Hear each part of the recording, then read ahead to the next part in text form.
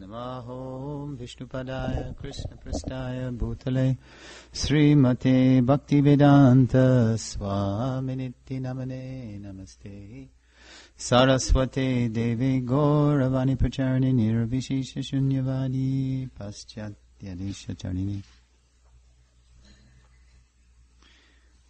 Welcome everyone, or welcome back, as the case may be. Welcome to Lesson 7 of Srila Prabhupada, our founder Acharya. Lesson 7 is called Finding Our Mission in His Mission. It's the last lesson of what we call the Abhideya portion of the seminar. The first 3 lessons we deepen our understanding of Prabhupada's relationship with all of us as our founder Acharya. And then based on that deepened understanding, we deepen our commitment to his mission. And then starting next time, based on that deepened commitment to his mission, we're qualified to talking about deepening our love for him. Because love means service. Okay, so picking up from the last lesson, which was called Varnashram, Clearing the Confusion. Here's the transition. At the end of the last lesson, we took a look at the last unfulfilled phase of our founder Acharya's movement. The demonstration of a spiritually classless society through the development of Daiva Varnashram communities.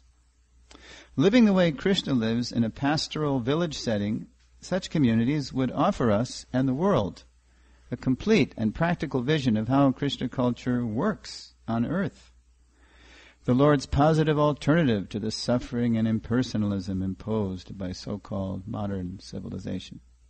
This is the phase we haven't done yet. We've started, but we're perpetually starting it for the last 35 years. But since many of us first followers, and I don't just mean Diksha-initiated, followers of Prabhupada, I mean all of us. 46 years now. Tomorrow is the 46th lunar anniversary of ISKCON's existence, the birth of ISKCON, which Prabhupada compared to the birth of Lord Varaha out of Lord Brahma's nostril. Just as Lord Varaha, Lord Boar, appeared from the nostril of Brahma, so ISKCON appeared from a little hole in the wall in the Lower East Side of New York City called 26 2nd Avenue. And tomorrow is the 46th lunar anniversary of ISKCON's incorporation. So 46 years is it's a snap in cosmic time. It's nothing. So when I say first followers, that means all of us, for a while, for a few generations. But since many of us first followers of our founder Acharya were born and raised in Kalis, cities and suburbs, we may find ourselves neither ready, willing, nor able to follow Srila Prabhupada into the great Varnashram frontier. And we may wonder what our place is in our founder Acharya's greater mission to re-spiritualize humanity. So in this lesson we'll take a look at how to find our natural place in our founder Acharya's worldwide movement, and also how to see the Lord through service to his confidential servant, our founder Acharya, Srila Prabhupada, whose image is there, right there. Raise your hand again if you remember where Srila Prabhupada is. Raise your hand. Raise your hand. Bhaktivedanta Manor. I have leaned heavily on these photos by our godbrother Bhargava Prabhu. And there's yet another mood he's captured. You see Prabhupada playing with children, you see him very noble and dignified, and here he looks very... raise your hand if you want to share. How does Prabhupada look to you in that image? Peaceful. Surit. The question is, what is your impression of Prabhupada's mood there? Not that we can ever really exactly know. Vaishnavera Kriya Mudra Vigeha Nabujoy. We can never really know exactly the mind of the pure devotee. But in this photo, how does Prabhupada strike you there? Very meditative. Prabhu. In trance. Anyone else? Vaishnava. He's enjoying the sun. Could be because, what did Prabhupada say? About when the sun shines in England, and this is the summer of 73 at Bhaktivedanta Manor, it's one of the most beautiful places on earth. The problem is it doesn't often shine in England, although when I was there in late March, it was hot. It was as hot as it was here. It was amazing. Global warming. So there's Prabhupada. It's amazing that we all have different, it's natural, normal, but to me, Prabhupada looks like he's in a very humble mood there. That's how I see him. But we all have our angles. So there he is. I know, just the spot. The spot is still there. You can go to the manor and look out from the back of the manor and see right where Prabhupada sat. Okay. So, finding our mission in his mission. Okay. And I chose that picture because really Prabhupada wants us to do that.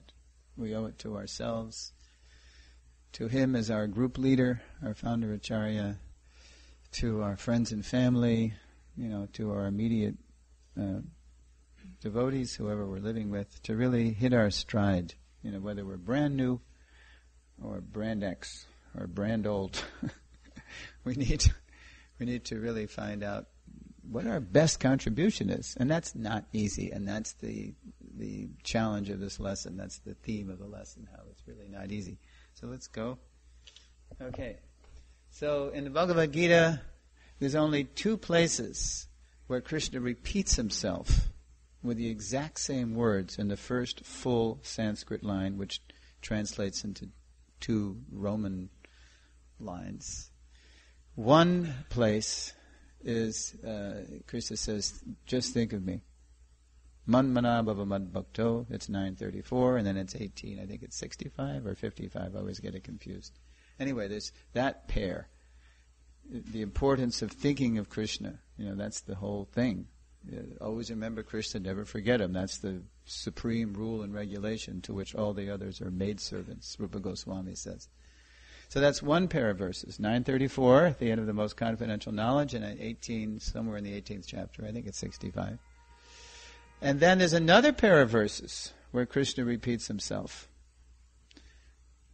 And it's about duty. So only twice in the Gita, which is the quintessential of essentials, Shankaracharya said. Every Gita verse sums up literally tens of millions of Vedic verses. There's sometimes it said there are 10 billion verses in the Vedas. And there's only 700 verses in the Gita. So, you do the math and you get like tens of millions of verses in the Vedas are summed up by one Gita verse. So there's only one other place in the Gita where Krishna does that. He had 2 verses and they have the identical, and it's about duty. That's a big hint. Anybody know? At the end of the third... No.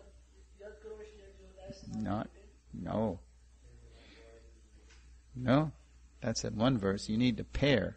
I'm asking you for 2 verses. See, Krishna repeats himself. He did it in 934 and 1865 for Think of Me. And now where else does he do it? He does it about duty. Look at this. Okay, in the 3rd chapter, Gopal, can you read that?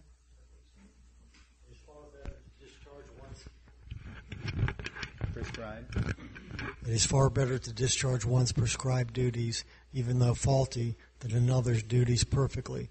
Destruction in the course of performing one's own duty is better than engaging in another's duty, where to follow another's path is dangerous. Shreyan swadharma vigonak paradharamat svadushtitat. That's the first line. It's better to do your own duty. And here he ends it. He ends it in one way. If you try to do somebody else's duty, that's dangerous. Way over in the 18th chapter, he says the same thing. Shreyan swadharma vigonak paradharmat svadushtitat. Then he ends it differently. Here's how the 1847. Gopal, you want to read the 1847 echo? It is better to engage in one's own occupation, even though one may perform it imperfectly, than to accept another occupation and perform it perfectly. Duties prescribed according to one's nature are never affected by sinful reactions. So that's how he spins the end in the 18th chapter. It's a positive spin. The first way he ended it was a warning. It was a caveat. You try to do somebody else's duty, it's dangerous.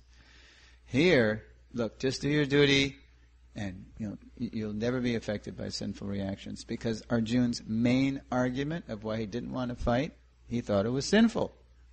God, thou shalt not kill. The Gita is such an elevated conversation that the person in illusion is telling God, thou shalt not kill. Right? Okay. So, you get the point. It's so important that we understand who we are and what we're supposed to do in this world. But is that easy? There's a whole industry out there. It's called occupational therapy. Right? People don't know what to do. Okay, and why is that? Here, let's go on. All right.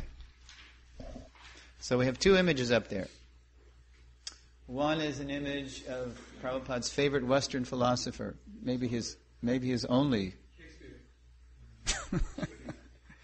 Hey, if you want to say something, please raise your hand rather than call out. Okay, so I'm not asking yet for anything. I'm just saying something. Okay, so all right, Vaishnav, since you spoke, tell us why do you think Prabhupada likes Socrates? Give it to Vaishnav. I forgot actually. I remember reading it, but I forgot. Socrates was poisoned, isn't it? That's what's going on. But why did Prabhupada like Socrates? I'm not asking you to describe the scene there. Yeah, the scene is that okay, so maybe that's a way into the point. I'll read you the dialogue here. Wait, let me just read you the dialogue. There's Socrates. He's been condemned to death by the Hellenists for preaching heresy.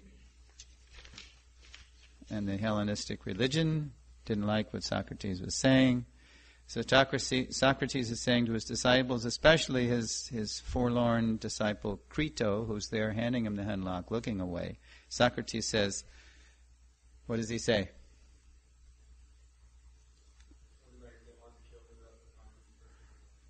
That's the punchline. But he says, know thyself. You see he's up there. Know thyself. And then, but Crito can't hear it. He's just so forlorn. After you're dead, Crito is saying as he's looking away with his head in his hands practically. What shall we do with you? Socrates, you can do what you like, but first you'll have to catch me. So Prabhupada liked that, because Socrates knew he wasn't his body. Okay, so know thyself. Prabhupada said he was Brahman realized.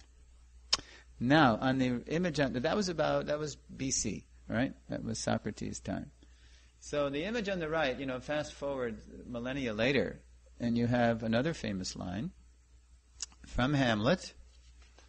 Shakespeare has a character named Polonius saying to his son Laertes, he's moralizing, he's telling him what he should do, and he says, this above all, to thine own self be true. Now, by the time Shakespeare put those words in Polonius' mouth, the concept of self had significantly degraded. So what does the self mean? There's three meanings of self. Raise your hand if you know the three dimensions of the definition of Atma.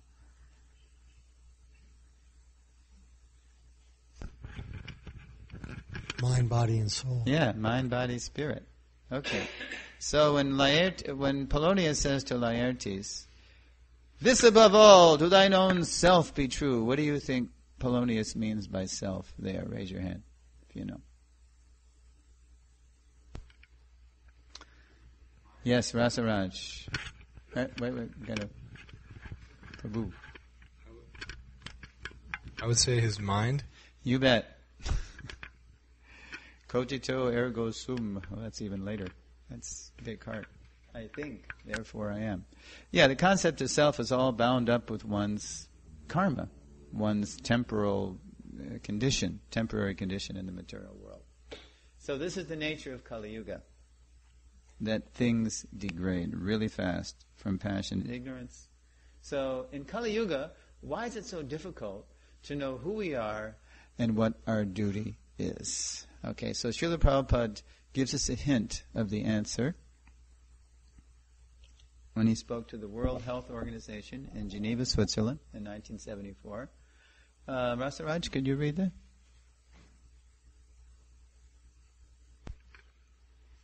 The Vedic civilization is Varnashram Dharma. If the Varnashram Dharma is not properly protected, then there will be population who are called Varna Shankara, mixed population. Right. So in the first chapter of the Gita, how is Varna Sankara used? What's the translation? Anybody know? Gopal.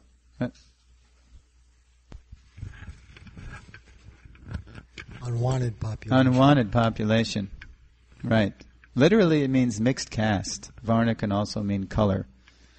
So we're all kind of like mongrels in Kali-yuga. We're all mixed up. It used to be in former ages when Brahmanas, Kshatriyas, Vaishyas, Shudra families mixed and mated, they were producing pretty much pedigree, Brahmins, Kshatriyas, Vaishyas, etc., because their janma supported their guna and karma. There's a good chance when you were born in a Brahmin family that you were going to turn out to be a Brahmin. But it's not like that in Kali-yuga. Raise your hand if you know what Lord Chaitanya's one-liner about Kali-yuga births. Raise your hand. Raise your hand.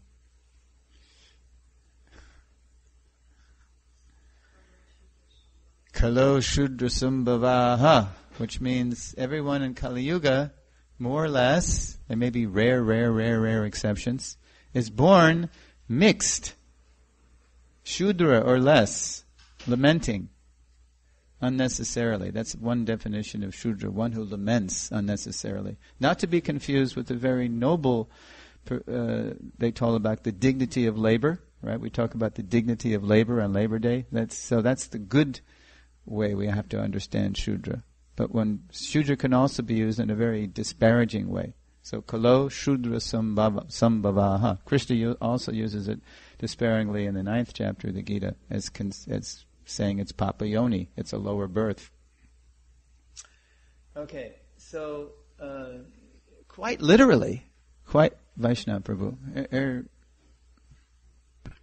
So, lamentation is only quality of Shudra, isn't it? Even Vaishnava, lamentation is only quality of a Shudra.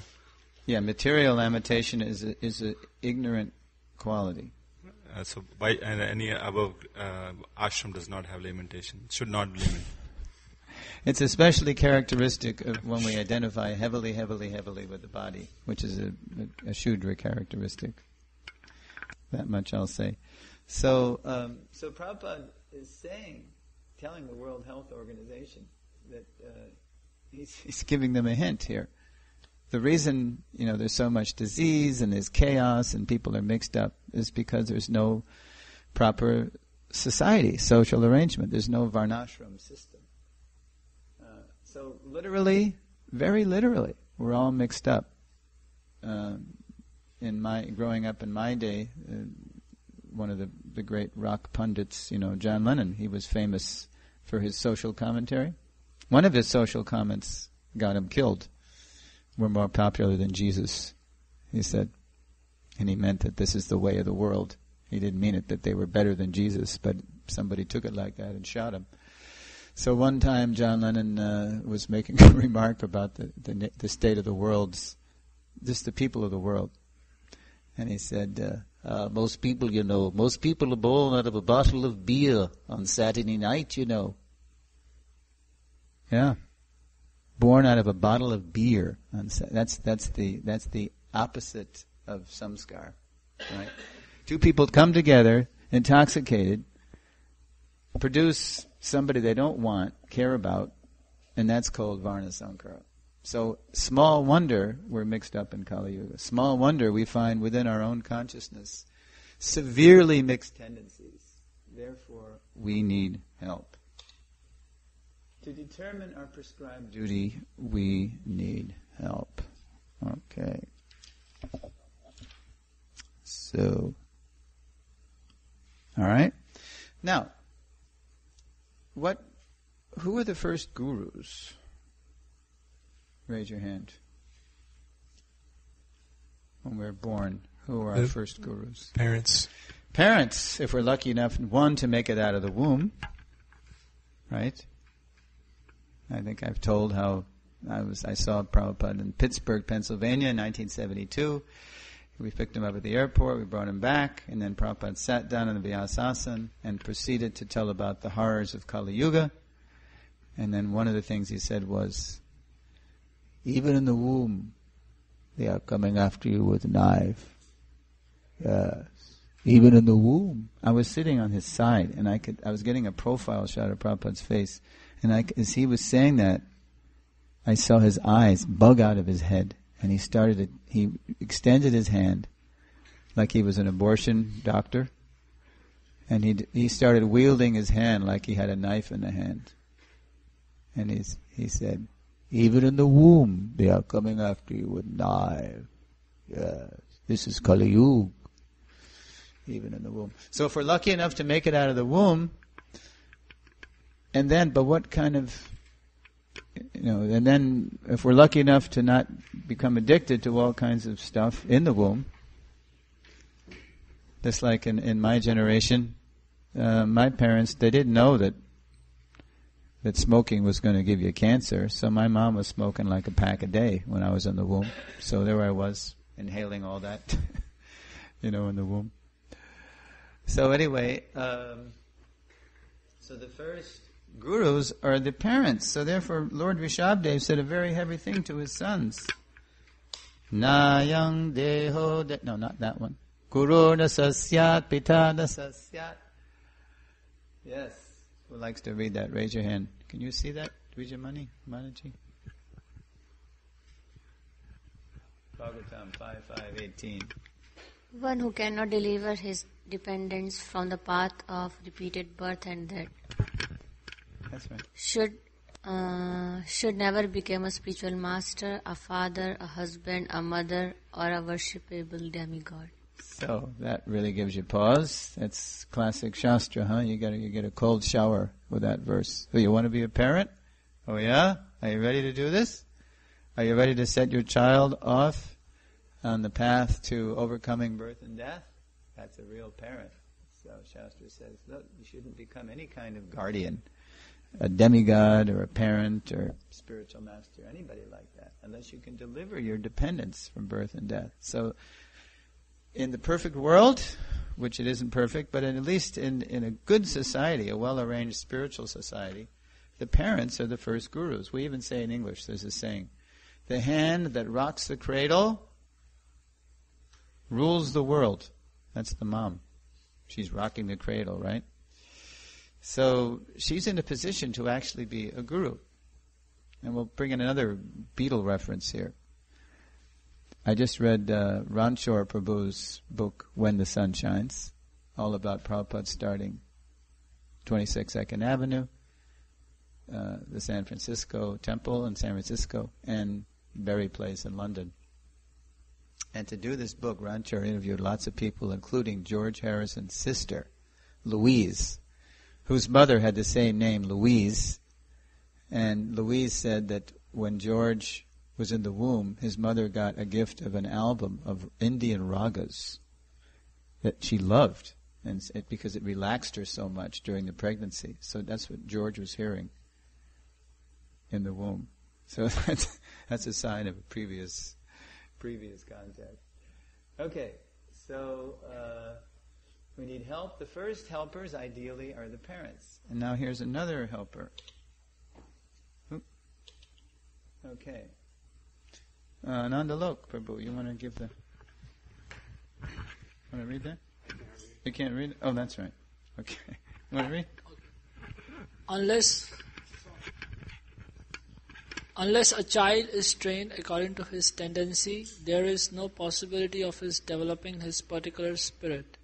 It was the duty of the spiritual master or teacher to observe the psychological movement of a particular boy and thus train him in a particular occupational duty. This is in a purport to where, in the Dhruva Leela, Narada Muni has told Dhruva, look, you're a little boy, what are you doing here in the woods? I know you're determined, you want something, but come on, you're 5 years old, go back home and, maybe later come back. And so Dhruva said, that's a very nice instruction for Brahmins, but I'm a Kshatriya and I've been insulted and I'm determined that this insult will not stand. So I'm ready. It's like, bring it on. That was his attitude. Bring it on. Whatever you want to give me. My mother told me that only God could help me, so you help me see God. So Narada Muni said, whoa, okay, I got some, prodigy on my hands here. This guy's a very precocious little boy. So in this purport, Prabhupada identifies 4 kinds of human spirit, and he's talking about the 4 moods of different varnas, right? So it's the duty of the spiritual master, teacher. The first gurus ideally are the parents, and then the boy goes to school, or girl in modern context. Actually, in Vedic times, only the boys went to the Gurukula, but not in the modern context. So then the teachers, ideally the parents and the teachers are together. They're not like fighting, like in the modern, PTA meetings are very often very raucous. PTA, Parent Teachers Association. Sometimes they're rather vocal and raunchy. But the teachers and the parents are together, and they're in agreement on how to educate the child. And then, if the child's lucky, the child gets a spiritual master. And the spiritual master, especially, this is where it's all going. That's part of the guru-disciple relationship. A spiritual master must know the spirit of the disciple to know how to appropriately engage that disciple in Krishna's service. Okay, so to determine our prescribed duty, we need help. Any questions so far? Surit? Here.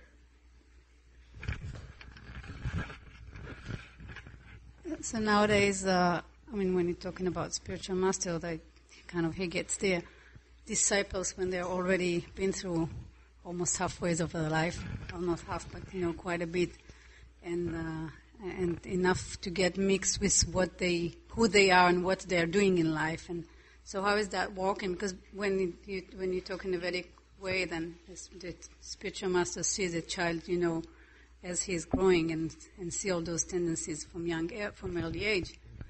So, how is it working today? Okay, so that's what we're coming to. It sounds like what you're saying is, okay, that's all well and good, Vedic times, this and that. You got lots of good help. It's all consistent.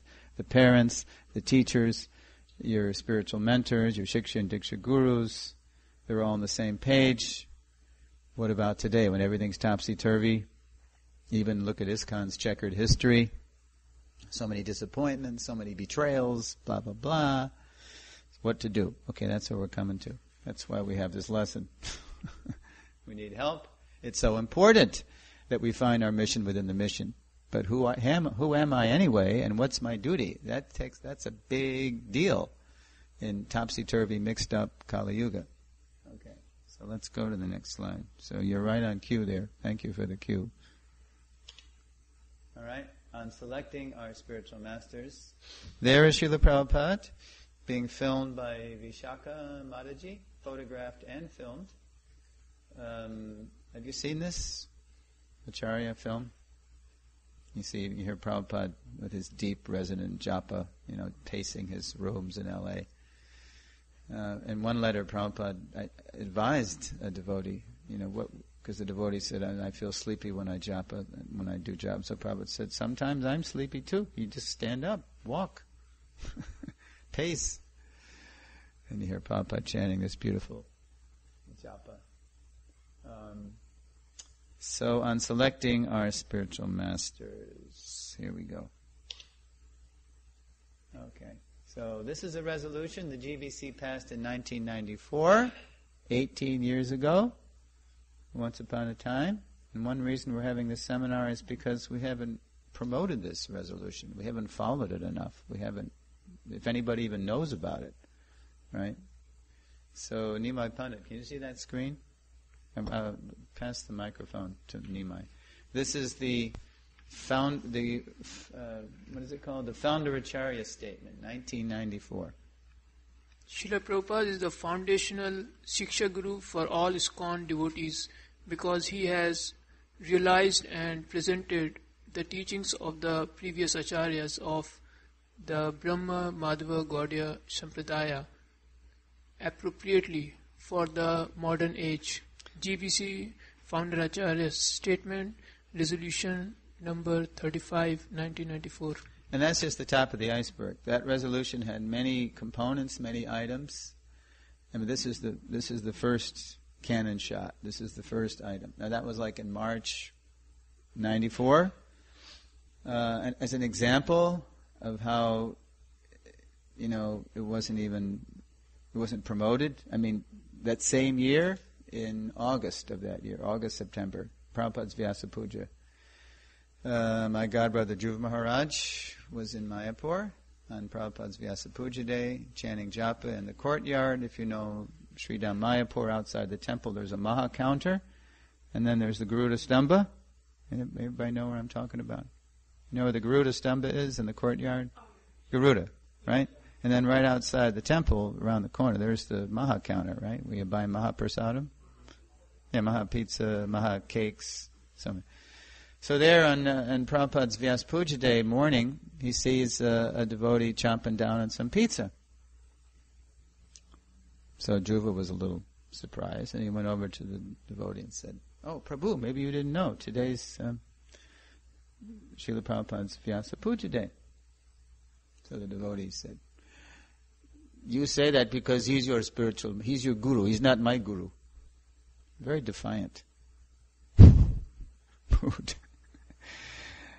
And my godbrother, Dhruva Maharaj, who lives in Alachua, who's there at the Sunday feast, if you know Dhruva, he's there chanting and dancing, was so shocked, was so nonplussed, taken aback, didn't know what to say, really. So amazed that somebody could say that he just walked away.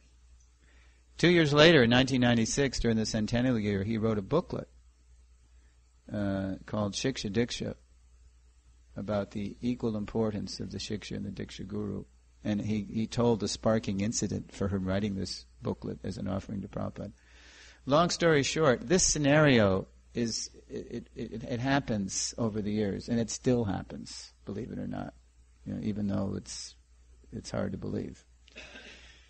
Srila Prabhupada is our foundational spiritual master. If we haven't gotten that yet by the end of Sambandha, we probably never will. If you attended the first 3 lessons, you should know by now that Srila Prabhupada is everybody for all generation, for all time. The founder Acharya is the main, primary, foundational, core master, mentor of everybody in ISKCON, in his ISKCON branch.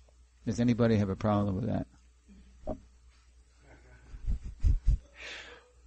Yes. I don't have a problem. Good. Well, the way I feel is the position of founder Acharya is like, yes, I have reverence for that position, I have respect. But do you feel it? I feel it, but that does not really give rise to a relationship. Of what? That feeling that the concept. The essence of that feeling does not give rise to a relationship. That's right. It can't be legislated. It can't be you can't just tell somebody that. But it has to be what? If it can't be legislated, if it can't be, just declared, what can it be? Microphone, I can't, it's a one-word answer. It better be, say this one word loud and clear. Felt.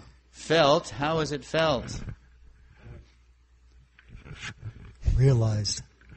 Does everybody hear the question? I said, does anybody have a problem with Srila Prabhupada, our founder Acharya, being our main, primary, foundational spiritual master? Because that's what founder Acharya means, and we haven't, I'm just about to give it away, but it can't be legislated, it's true. It can't just be proclaimed. If you just proclaim it, it's like we say in English, we have a saying. A man convinced against his will is of the same opinion still. I can't put a gun to your head and say, love me. right? It's a relationship that has to be cultivated, cultured, developed. So why haven't people cultivated this enough? This is the reason our GBC Prabhupada Position Committee even exists. Why? Yes, Gopal. I have something I thought about, and I might be wrong, but it seems to me that a lot of people read all these esoteric books and they've never read Prabhupada's books. That's one reason. They don't read Prabhupada's books. Okay, now you're hitting on the... Okay, so it's another way of saying, because people aren't educated. It can't be legislated. It must be educated from the get-go. Prabhupada used to tell the story of a music school in Vienna where they charge you more to learn music from them if you learn music from another school. So part of our problem in ISKCON is that we have all these resolutions, but people aren't educated in the right way. It's just left up, people are left up to their own devices, even amongst the topmost levels of our leadership. The leaders aren't of a single mind, they're not of what the relationship is. That's why our biggest target audience for this GBC committee is our own leaders. And more and more and more people are getting it, and that's the good news. Vaishnav has a comment, and here is... Just wanted, probably it's not clear to me from that resolution. Yes. So from this resolution, we should understand. The way I was understanding was to give a position to Prabhupada as a founder Acharya and Siksha Guru, or it also means to cultivate a relationship with him. That's right. How do you do that? That's where this seminar is heading. You bet. But you have to be told to do that. If you're brand new, if I'm coming into ISKCON and I'm very lucky, I'm going to have mentors who are going to tell me, look, you better get to know Srila Prabhupada, our founder Acharya. He is your foundation. He is your anchor. Get to know his life, his teachings, his mood, his mission. And then you'll know. Then you'll know who to take instruction from, shiksha, and initiation from, diksha. Then you'll make an enlightened, educated, informed choice about these things. We have done that. These things happen sentimentally. Sentimentally means easy come, easy go. So let's keep going on this. Yes. Arjun has a question, and I'm kind of jumping ahead with this point, but this will become clear as things go on. But yes. Isn't it that whenever whoever comes to the temple, so we are reading the Prabhupada books, and usually in the lectures, part of the lecture is also glorifying Srila Prabhupada, how he came, and so we like here in Krishna House we heard about the Prabhupada Leelamrit. So I'm just thinking that yes, we should be, but isn't it natural that one develops that reverence for Srila Prabhupada? Yes. But what are the relationships between the founder Acharya and the Shiksha and the Diksha Gurus? This is going to become clear. That's very, very important. And we touched on this in Sambandha, but the points are reinforced in Abhideya and Prayojana. So let's go a little further than this on this. But I just thought I'd throw that up there because, we have, and there's even a more intense resolution in 99. I got to find this resolution. There's no need for more resolution. We got so many resolutions. What we need is education. We need promotion and consistency amongst our own leadership. What to speak of the rank and file. Okay, let's go a little further. All right, here's Prabhupada. I was here when Prabhupada said this. I don't remember him saying this. But I want you, let's see, who would like to read? Kalyan, can you read Prabhupada saying? Nobody should accept blindly any guru, and nobody should blindly accept any disciple. They must behave one another, at least for 1 year. This is the instruction by Sanatana Goswami in his Hari Bhakti Vilas. So what does Prabhupada mean when he says they must behave one another? That's not proper English. What does he mean by that? You're Bengali. Interact. So they must be in touch with each other. They must examine. It's a mutual examination process. Now, I was there at Prabhupada's lotus feet. I remember other things Prabhupada said, but thank God that what he said was recorded So now we have him on the record. And what Prabhupada is referring to here is a conversation between Lord Chaitanya and Sanatana Goswami. Here it is.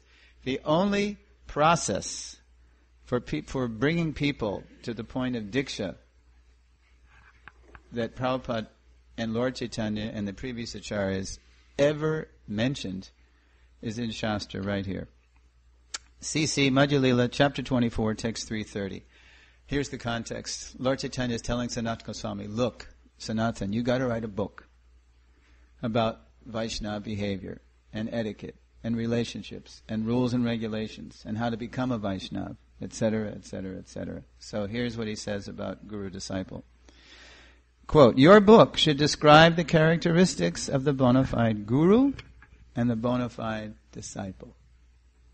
Then, before accepting a spiritual master, one can be assured of the spiritual master's position.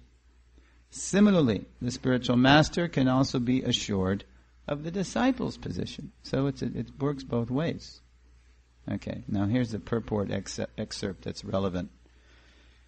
Purport. A serious disciple must be alert when selecting a bona fide spiritual master. He must be sure that the spiritual master can deliver all the transcendental necessities.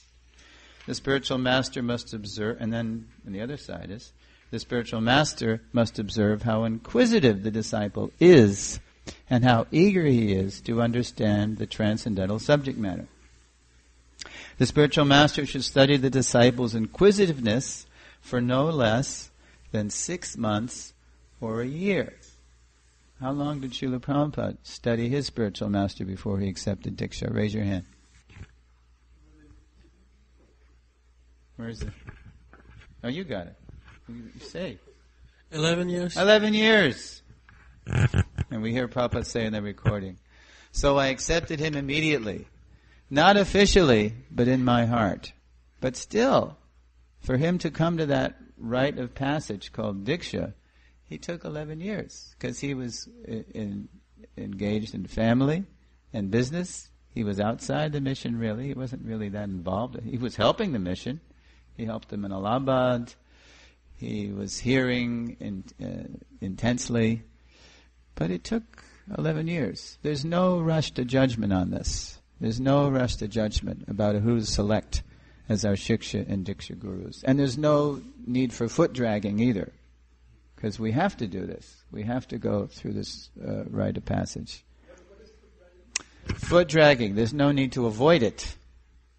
We shouldn't just jump into it, and we shouldn't avoid it either. We have to be very cautious. Now, in Srila Prabhupada's time with us in ISKCON, from 1965 to 77, did Prabhupada, what was Prabhupada's system for initiating people? Did Prabhupada mutually examine every single buddy? Raise your hand. What was the system he used? Bhattahari Prabhu, give him the mic, please. By way of temple authorities that right. suggested who was right for initiation. Prabhupada delegated the responsibility because of the time, place, and circumstance. He was exploding the Hare Krishna movement all over the world. It was the Hare Krishna explosion. He circled the globe 14 times in 12 years, went to every major continent. He couldn't do that.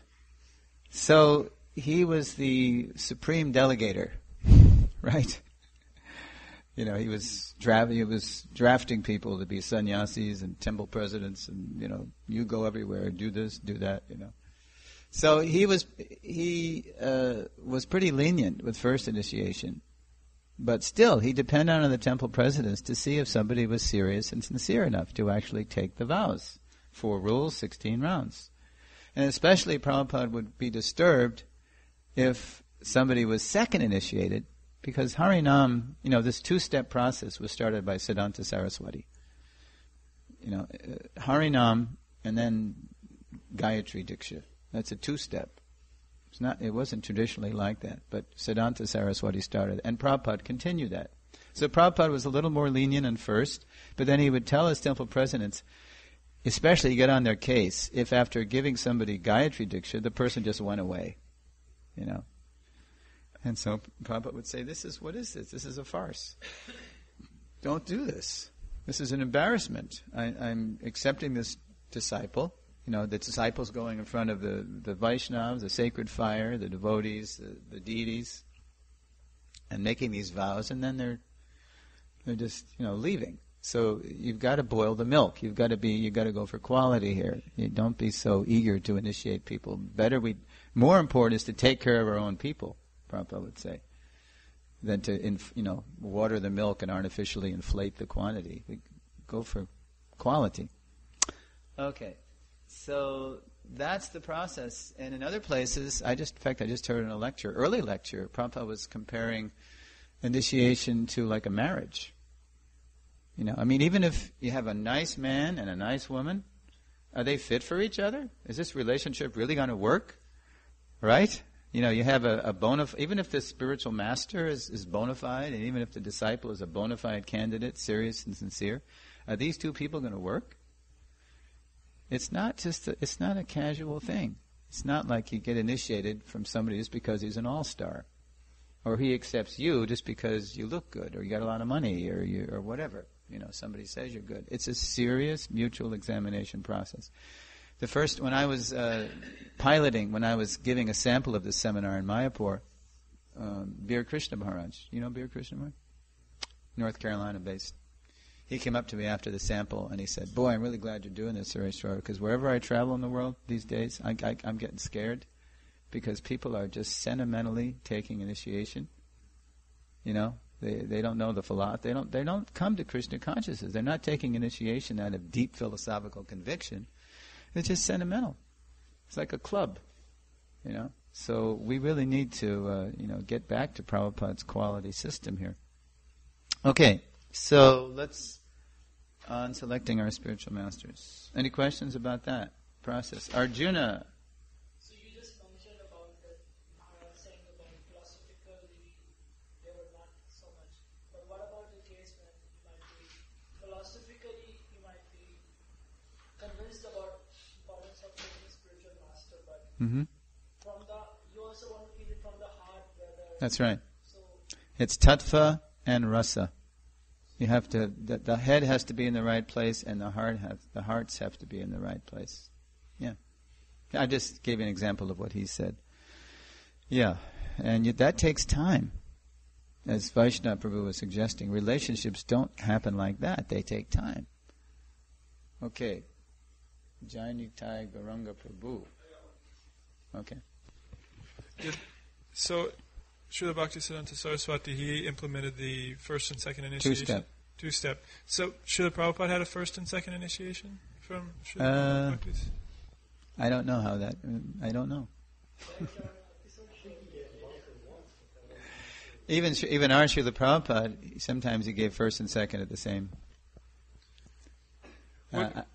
Do we have any details about that, like first and second coming from same spiritual master, first and second, kind of like things that someone wants to have clarified for themselves between first and second, or I just like the details about first and second. It's understood like there's a lot of instruction about accepting diksha initiation comes with second initiation, and Harinam initiation. It's like, what's the nature of Harinam initiation and the considerations for?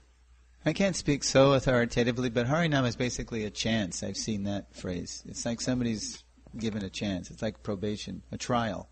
A trial. And if they prove themselves, then the process is completed, with Gayatri Diksha. So it's a concession for Kali-yuga. Okay, we'll try out. The parampara is reaching down and extending itself. Well, can we get you on board here? You're gonna make it. But anyway, it's a relationship, and it's serious, and it happens over time, and we have to get back more to tradition, Guru, Sadhu, and Shastra. So let's go. All right. So if Srila Prabhupada is our foundational spiritual master, there is Srila Prabhupada. In April 75 at Krishna Balaram Mandir, he inaugurated Krishna Balaram. He installed the deities. You've seen that arti he's doing. And then later in the year, on Radhastami, there's Prabhupada amidst some devotees and construction site.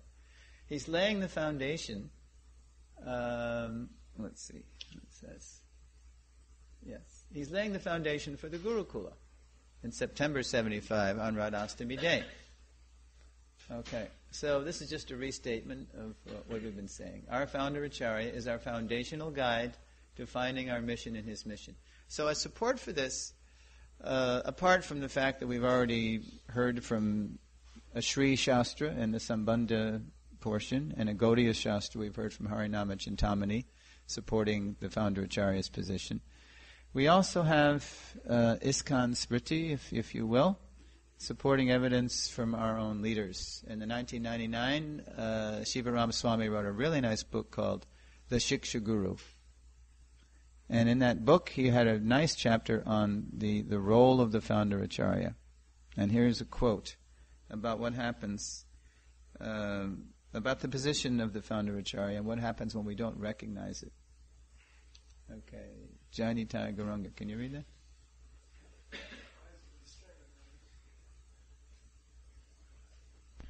Our gurus must recognize that they are dependent on their founder, as an edifice is dependent on its foundation. Without it, everything collapses. In this way, the perspective of other gurus will be as his servants and followers, and there will remain little risk of mistakenly imitating his exalted position, a mistake which history has documented as having disastrous consequences. Yes.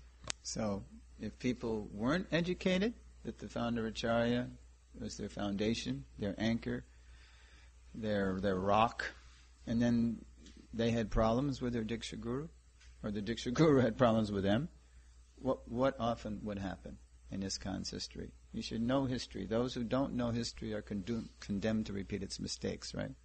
So what happened to whole yatras in some cases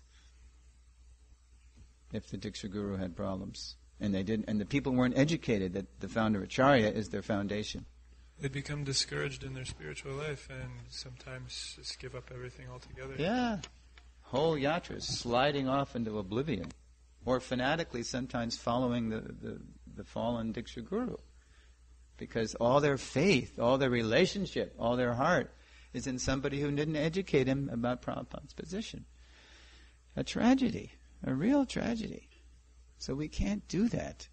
We can't do that. We have to understand very deeply our core identity and our core relationship. And not only will that be good for us, that's how the line will continue. That's how the lines continue in any sampradaya. That's how the Madhvas continue, the Ramanujis, because every generation is focused and fixed on their founder Acharya, and they have a common identity. Okay, so the last slide is, so this is like a little throwback to the previous lesson, because what I said was that, Prabhupada, we talked in the previous lesson about Prabhupada's Daiva Varnashram mission, and it might have sounded like it's all about, going off into the frontier, but, we're not frontier people, most of us. We're refugees from the cities and the suburbs. So, how to connect with our founder Acharya and his mission? Well, there's a place for everybody. Let me just read a little bit here. Since our founder Acharya, Srila Prabhupada's mission is nothing less than a spiritual revolution for all humanity, as per his purport to Bhagavatam 1.5.11, we must connect with masters who know our founder Acharya's life and his teachings, his mood and his mission, and who know us well enough to engage us in that aspect of Prabhupada's mission in which we make our best contribution to bring us closer to Prabhupada and Krishna. So when with the help of our guides we understand ourselves, our prescribed duties, our own mission for our founder Acharya's greater mission, and how all aspects of his mission serve the supreme mission of Lord Chaitanya, which is to take Krishna consciousness to every town and village, when we know all that, then daily we can become enthused and empowered in dynamic spiritual life. It's so much nicer when we're all feeling ourselves one part of one big family, one big bundle of sticks, unbreakable bundle of sticks. In the old Aesop's fable, when you take the sticks out of the bundle, you can easily break them. But as a united bundle, you can't break the bundle. Okay, So how to find our mission within the mission? Well, the mission is vast, and one vital aspect of the mission is happening right here at Krishna House. In some letters, Prabhupada would say that, for example, one student, one university student, is worth 100 men on the street. Because they're the future. They're the future leaders of society. And that's one reason we have good relations here.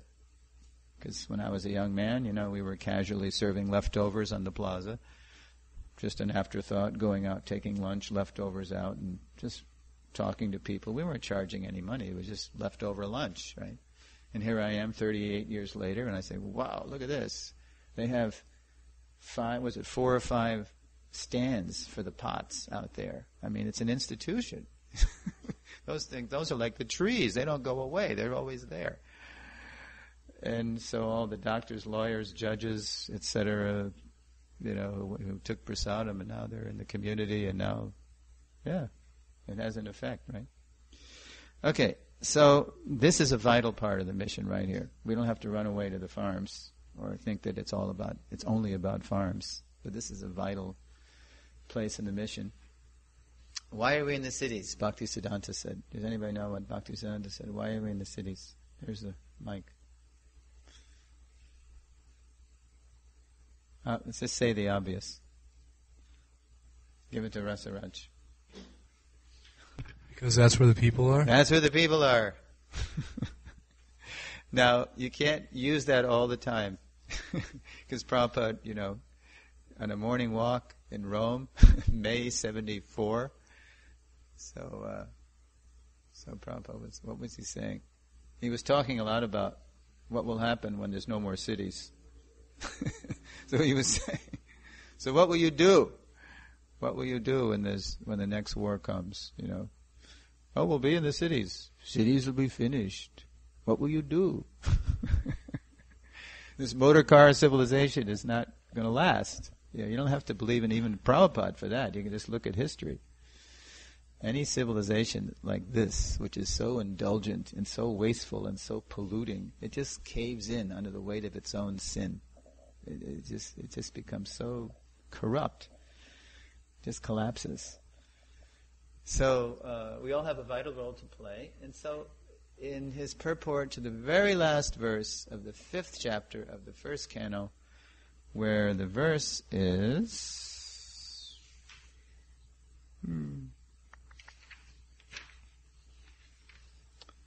It's Srila Vyasadeva preaching to Narada Muni. Oh yeah, here it is. O Brahman Vyas, it is decided by the learned that the best remedial measure for removing all troubles and miseries is to dedicate one's activities to the service of the Supreme Lord, Personality of Godhead. So Prabhupada, I'll just put on the board the excerpt I chose, but basically in the purport, Prabhupada's inviting everybody from every walk of life, from every profession, no matter where you're coming from, is to glorify Krishna by your work. And those who have been seeking some kind of counsel from me, I always say, where are you going with this? Where are you going with your work? Where are you going with your schooling? What's your mission? And it's a revolutionary idea, that we have a mission sometimes. But human life is a mission. Komara charet pragyo dharman bhagavataniha durlabhang manashang janma tadap yadruvam artadam. This is Prahlad Maharaj, very precocious, 5-year-old boy. He's saying, he's telling his schoolmates, Komara acharet pragyo. During recess, they want to play. And Prahlad's saying, Komara acharet pragyo. From the age of 5, dharman bhagavatani. One should actually serve the Supreme Personality of Godhead. Because, durlabhang manushang janma, we have this rare human body. Tadap yadravam artaram. Although it's temporary, it has a special facility. We can get the arta, we can get the supreme value out of it. We can realize God in this human body. So Prabhupada's appealing to people in this purport from all walks of life. Janitai Gauranga, why don't you read there? It does not matter what one is, One must dedicate everything in the service of the Lord. If one is a learned scholar, scientist, philosopher, poet, etc., then he should employ his learning to establish the supremacy of the Lord. Similarly, if one is a businessman, an industrialist, an agriculturalist, etc., then one should spend his hard-earned money for the cause of the Lord. One should try to engage in the service of the Lord everything for which one has specific attraction, and that is the way of peace and prosperity. Yes. So who is our main guide for finding our mission in his mission? Srila Prabhupada. But to know Prabhupada, we still need help. I'm Diksha initiated by Srila Prabhupada. I need help. Because my identity is not that I'm his Diksha disciple. That's not my core identity. I told this to a Russian Sangha in Mayapur. And after class, this Russian guy comes up to me and goes, Prabhu, you know, that was revolutionary what you said. It was common sense, but it was revolutionary to him because nobody ever told him. Come on in, Liz.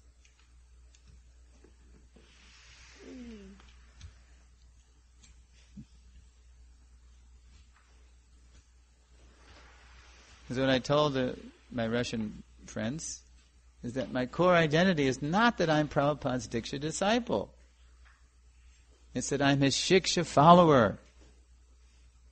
He lives forever by his divine instructions. Not by his divine initiation, although that's divine. Not by his divine vapu, although that's divine. He lives forever by his divine instructions, and the follower lives with him. And that core identity and that core relationship is available to everybody in his International Society for Krishna Consciousness, for all generations, for all time. And that's one reason, for example, he initiated daily Guru Puja. Every day we're saying, Chakudana Dilaye Janme Janme Prabhu say. Everybody. He opens my darkened eyes and fills my heart with transcendental knowledge. He is my Lord, birth after birth.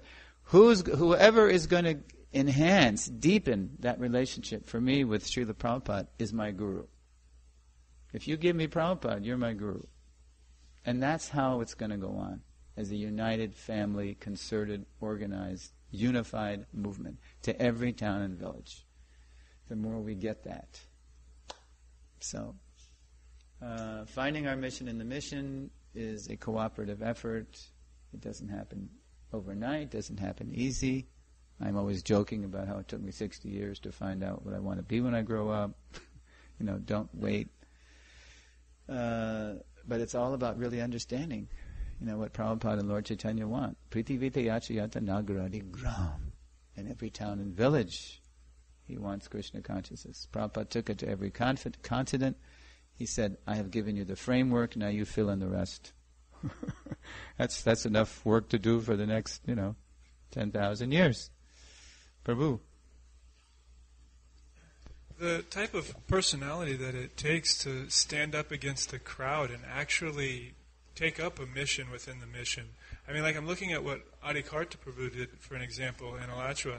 He's really kind of out there. He did it on his own. He's doing it on his own in one sense that, here's a need within the community, within the growth of our example that we're setting for society. And he's kind of out, he didn't have a big supporting anybody from the GVC, anybody from the administration saying that this is a viable, valuable, legitimate service to be doing within the movement. Any kind of support, anything backing him up on it. And he had to stand up and do it himself. Right. Similarly, not with agriculture, but with the Kshatriya, the administrative division, Prabhupada saying this about how one college student is worth, 100 men on the street. 100 men on the street. But to have in leadership the encouragement, especially for the youth to see it, I think it's so important, because now if we even get remotely an idea of, this might be my mission in the mission, we don't see it anywhere that it would be encouraged. I mean, if we're not out just firing up for books, it's like our ideas and our interests are not being. Am I going on too much here? No. I'm just saying. I'm reacting like that because I just feel like if we had the we've been going like this for 35 years, round and round the anchor, the wedding party, You're right. You're right. It takes such a strong person right now if we can create support groups for these endeavors. I think it would help people step out of the crowd. And not everybody has that strength that Ikarta did. I mean, he's like, whoa. That's why, what did I say in the previous, we all need to find our people? Or that's another lesson, yeah. Oh, that's coming up, yeah. Yeah, it's all important. Deity worship, Sangha is important. The cooks of the world, cooks of ISKCON unite, gardeners of the world, whatever. I mean, it's all important. Everything's important. As Prabhupada wrote in one letter, I was traveling with Satsrupa Maharaj in 1972 fall. He was in charge of the Gurukul in Dallas, from a distance. And but then he was hearing all these letters from Prabhupada about the importance of book distribution, right? So he wrote Prabhupada and said, so should I just drop everything and just keep distributing your books on the road here? It's me and a bunch of brahmacharis we're distributing back to Godhead, so maybe I shouldn't be in charge of Gurukul anymore. So Prabhupada said, why do you say that? Everything's important. Krishna's head is important. Krishna's tail is important. It's all important. So every aspect of Prabhupada's mission is important. We can all feel very encouraged if we're in the right association, and that's the key. And that's where we're going to get to that in the Prayojana section. We all really need to find our people in the mission. Yes, Surit. When you talk in one of the first verses, you brought the one should discharge his duty, even imperfect, than someone else's duty perfectly. Mm-hmm. And I just wonder, when you think of when we have a tendency for something, that's what we'll do, most enthusiastically. That's what we'll basically probably will do the best. Will bring the best, perfect thing. So. Mm-hmm. Wouldn't that be our really duty, kind of according to our... Yeah. So how is it going with that verse that's basically, let's see if I can articulate it clearly, but basically that's when you think that's going to be your duty, that's what you're doing perfectly going to be your duty, then... That's a start. But then how to really perfect that and know how to really use it to the best advantage. That takes help. That takes our mentors. How to use that tendency. Sure, one's svabhav, svakarma, svadharma. These are all indicators, of what our best contribution could be if it's properly trained, if it's properly focused. That takes help. We can't just imagine it. What is that? Shruti Smriti Puranadi Pancharatriki Vidhim Vina Aikantaki Harer Bhaktir Utpatyayaiva Kalpate. That devotional service that's performed, if I do devotional service, but if it's without any reference to the Shastras, and if it's just according to my whims, then it's Utpatyayaiva Kalpate. It's simply a disturbance to the social order. Even if if I'm talented in a certain area, if I just go off on my own high horse and concoct some service, then it's probably not going to be the best thing. The biggest killer of devotional creepers that I've seen in my 42 years in ISKCON is when people isolate themselves. From the highest to the lowest. As soon as someone isolates him or herself and thinks they knows better than everybody else, that's the beginning of the end. Isn't it true? Yes. You bet. And that's why smart devotees, smart leaders like Radhanath Swami has this formula where he says, I try to, I forget the ratio now, but he puts his time, do you know this, Tulsi Rani? He talks about peer association, and he talks about preaching to, people who are less, advanced.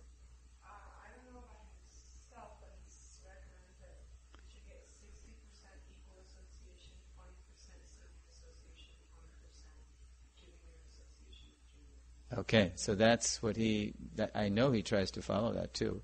And I'll tell you an example of how he did that with me. We were in Mayapur during Kartik, big Damodarastakams going on, big grand candles, candles everywhere. And you ever been to Mayapur during Kartik? And it's just like it's Grand Central Station with candles, everybody's just running. So I see Maharaj. I walk over to him because we're old friends, from milking cows in New Vrindavan 38 years ago. And so, right in the middle of it all, wherever he's walking, people are just like falling at his feet, and it's like the Red Sea. The Red Sea is parted. He just grabs him by the arm. He said, "Sureshwar, let's get out of here. Let's get out of here." Right in front of the deities, right in front of the devotees. I said, "Okay." And he drags me from the temple. He drags me up to where he's staying, where I'm staying too. We're neighbors in the senior brahmacharya ashram. He just wants to talk, as old friends, about New Vrindavan, about the book he just wrote. This is a couple of years ago when it came out, his book, He just wanted to talk. He just wanted to talk to a friend. Because he didn't feel comfortable when everybody's falling at his feet. Because he knows the danger of that. Because he's intelligent. Anyway, so where was I going? I forget. Isolation. Yeah. Sometimes Prabhupada would go so far as to say association is 90% of Krishna consciousness. And we're coming to that in a lesson about what that means. Rupa Goswami talks about this. Associating with like-minded devotees. There's a special spin on that we usually forget when we talk about that. That's coming up. Okay, so finding our mission in the mission, I should probably say when I start this lesson, it's not that by the end of the lesson everybody's going to know their mission in the mission. But what's the overriding message of the lesson is that it takes a lot of sincerity, it takes determination, it takes help from serious and sincere people that we respect, whom we don't want to disappoint. We don't want to think, feel, and do stuff that's going to disappoint people we look up to, because then we're going to feel real bad, and it's probably going to kick us out of their sangha, for a long time if we, make the wrong choices. So it's a life's journey, and that our best contribution does change over time too, according to our ashram usually. Brahmachari, Grihastha, Vanaprastha, Sannyas. But through it all, we need help to understand what to do. Prabhupada, I just want to know what Krishna wants me to do. Govinda Dasi said, Prabhupada said, no, Krishna wants to know what you want to do. Yeah. So sometimes it's true, we want to know what Krishna wants us to do, but also Krishna's given us choice. So that's when we need to make those choices in good association. Not just association that's going to tell us, yeah, just do what it feels good, Prabhu. Whatever. No.